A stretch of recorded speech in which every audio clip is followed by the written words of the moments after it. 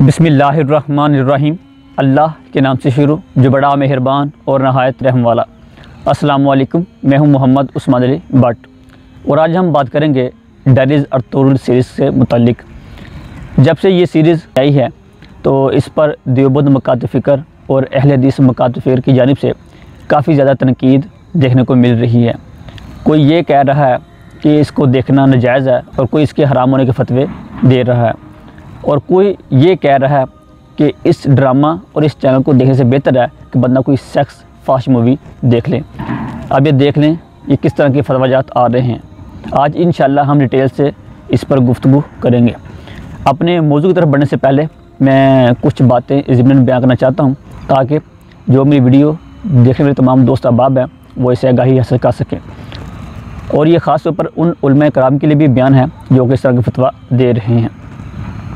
हम इस वक्त 21वीं सदी में रह रहे हैं। ये एक जदीद दौर है, टेक्नोलॉजी का दौर है, इसलिए ये 5th जनरेशन वार है।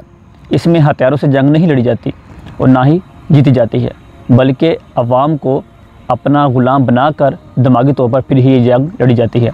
और इसमें आलमी कुफर बहुत ज़्यादा आगे था, और फिर ये मुसलमानों को इस बात की तबलीग भी करता था कि आप ड्रामे क्यों नहीं देखते, आप फिल्में क्यों नहीं देखते। इनको इनके जो मुल्ला हैं उन्होंने रोका हुआ है।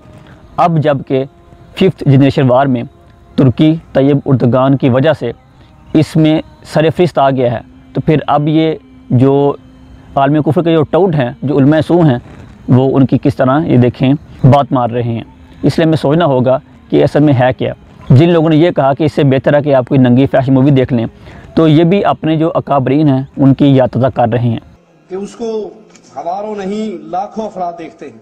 मैं अला वजहिल बसीरा ये बात कहता हूँ कि उम्मत के लिए गंदी नंगी फिल्मों के चैनल इतने ख़तरनाक नहीं हैं जितना ये फितना हमारे लिए ख़तरनाक है। क्योंकि जो लोग तरीक़ा बगौर मुताला करते हैं वो इस बात से बखूबी वाक़िफ़ हैं कि जब सुल्तान सलाहुद्दीन अय्यूबी अलैहिर्रहमा ने ईसाइयों और यहूदियों को मारा, तब ईसाइयों और यहूदियों ने मिलकर एक प्लान किया कि इसको किस तरह कमज़ोर किया जाए। फिर उन्होंने क्या कहा, उन्होंने इसकी फ़ौज के अंदर ये जो फास्ट मूवीज़ हैं उसको इंजेक्ट किया, यानी कि वहाँ पे जो औरतें थीं उनको किया कि ताकि इनके जो फ़ौजी हैं वो रात को नमाज ना पढ़ें, अल्लाह ताला की बात ना करें, बल्कि ये इस काम में लग जाएँ। अब ये देखिए, ये वही फतवा है जो इस जदीद दौर में हमें देखने को मिलता है अपने मोबाइल पर, अपने लैपटॉप पर, अपने कंप्यूटर पर, और ये हमें जो अहले हदीस उलमा वो कहते हैं कि इससे बेहतर क्या है कि नंगी मूवी देख लें। जामिया बनौरिया के जो मुफ्ती साहब हैं, मुफ्ती मोहम्मद यूसुफ साहब, उनसे सवाल हुआ ऑनलाइन कि तुर्की ड्रामा अर्तुगरुल गाज़ी देखना कैसा, तो उसमें मौसूफ़ फरमा रहे थे इसको देखना नाजायज़ है, दुरुस्त नहीं है।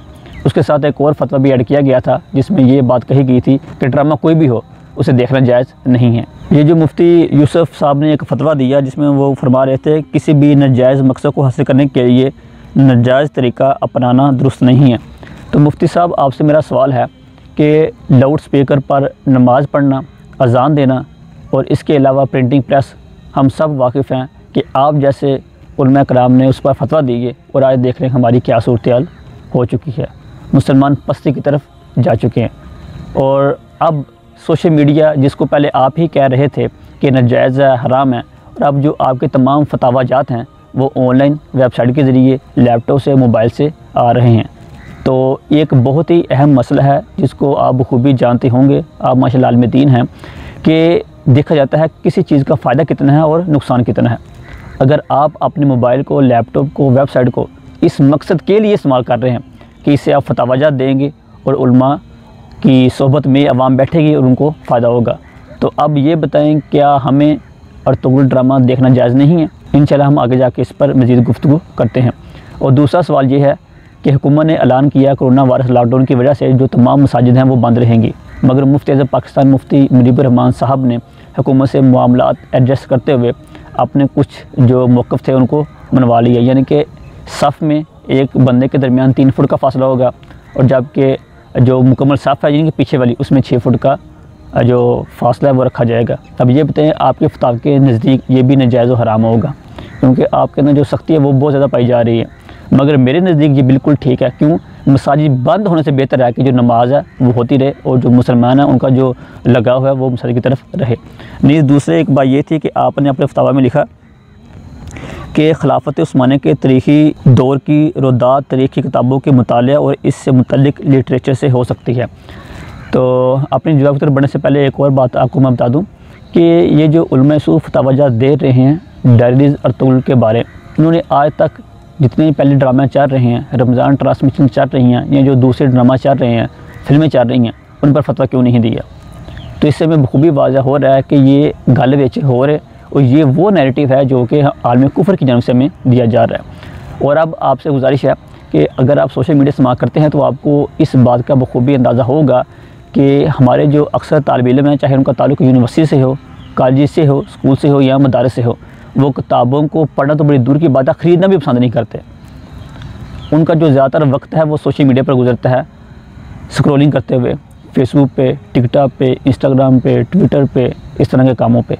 अगर अर्तुगरुल ड्रामा उनके अंदर ईमान की शमा रोशन कर रहा है, उनको हकीकी मुसलमान बना रहा है, उनके अंदर जिहाद की जो एक शमा है वो रोशन कर रहा है, तो आपको किस चीज़ को जो है ना आपको रोक रही है। नीज़ आपने अपने फतावा में एक साबिक़ मुफ्ती का हवाला दिया कि मज़कूरा ड्रामा हो या कोई और ड्रामा, उसको देखना जायज़ नहीं है।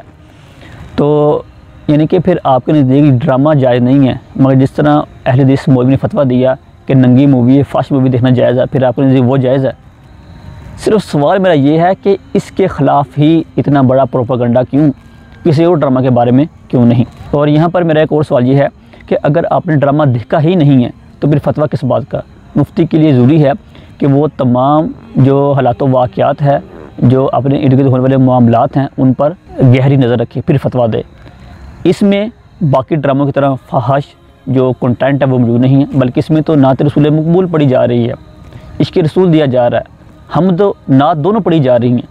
तो इसलिए हमें सोचना चाहिए कि ये जो असल इसका मकसद है वो क्या है, इससे अवाम को ज़्यादा फ़ायदा हो रहा है या ज़्यादा नुकसान हो रहा है। और सबसे बड़ी बात कि इसमें जो असलाफ़ का जो असल अक़ायद और नज़रियात हैं वो बताए जा रहे हैं। यहाँ पर एक और बात मैं करना चाहता हूँ कि जिन अक़ायद और नज़रियात को देवबंद मकाद फ़िक्र और अहले हदीस मकाद फ़िक्र ने यह कहा था कि ये अक़ायद और नज़रियात शाह इमाम अहमद रिज़ा ख़ान फ़ाज़िल ब्रेलवी अलैहि रहमा के बनाए हुए हैं, आज से पहले ये अक़ायद और नज़रियात नहीं मिलते थे। तो ये ड्रामा आज से 800-900 साल पुराना जो हिस्ट्री है तरीक़ पर मुश्तमिल है। अब मेरा सवाल ये है, क्या ये तमाम बरेलवी मकातब फ़िक्र से ताल्लुक़ रखते थे जिनको सवादे आज़म अहले सुन्नत व जमात कहा जाता है।